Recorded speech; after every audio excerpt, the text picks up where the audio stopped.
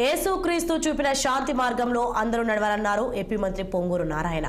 ప్రజలపై ప్రభు దీవెనలు ఉండాలని, రాష్ట్రం సుభిక్షంగా ఉండాలని ఆయన ఆకాంక్షించారు. నెల్లూరు నగరం కపాడిపాలెం రోమన్ క్యాథలిక్ చర్చిలో కుమార్తె శరణి వక్ఫ్ బోర్డు చైర్మన్ అజీజ్తో కలిసి మంత్రి ప్రత్యేక ప్రార్థనలు చేశారు. అంతకుముందు చర్చిలో ఆరాధన వేడుకలను నారాయణ ప్రారంభించారు. బిషప్ ద్వారా ప్రత్యేక ఆశీర్వాదాలు అందుకున్నారు. ఈ ఆరాధన వేడుకలకు క్రిస్టియన్లు పెద్ద సంఖ్యలో హాజరయ్యారు. వారితో మాట్లాడిన మంత్రి నారాయణ క్రిస్మస్ శుభాకాంక్షలు తెలియజేశారు.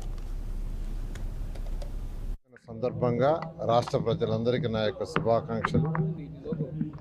ప్రతి ఒక్కరూ ఆరోగ్యాలతో సకల ఐశ్వర్యాలతో ఉండాలని ఆ యేసు ప్రభువుని కోరుకోవడం జరిగింది. అదేవిధంగా మీ అందరికీ తెలుసు, ఈ రాష్ట్రం ఆర్థికంగా పూర్తిగా చిదిగిపోయింది. అటువంటి రాష్ట్రాన్ని ఆర్థికంగా బలోపేతం చేయాలని, ప్రతి ఒక్కరు ఆనందంగా ఉండాలని, ప్రతి యువత చక్కగా చదువుకొని వారు అనుకున్నది సాధించాలని, ఈ విధంగా చేయాలని ఆ యేసు ప్రభువుని మరొకసారి ప్రార్థిస్తూ, ప్రతి ఒక్కరూ యేసు ప్రభుని ఈ రాష్ట్రం అన్ని విధాల అభివృద్ధి చెందేటట్టుగా చేయాలని కోరాల్సిందిగా కోరుకుంటున్నాను. నా పేరు శరణి పొంగురు. నేను మంత్రి నారాయణ గారి కూతురునండి. ఈరోజు మా నాన్నగారితో నేను క్రిస్మస్ సందర్భంగా ఈరోజు ఇక్కడ చర్చ్కి వచ్చి ఇక్కడ పాల్గొన్నానండి. ఇక్కడ ఎంతో అద్భుతంగా కార్యక్రమాలు జరుగుతున్నాయి.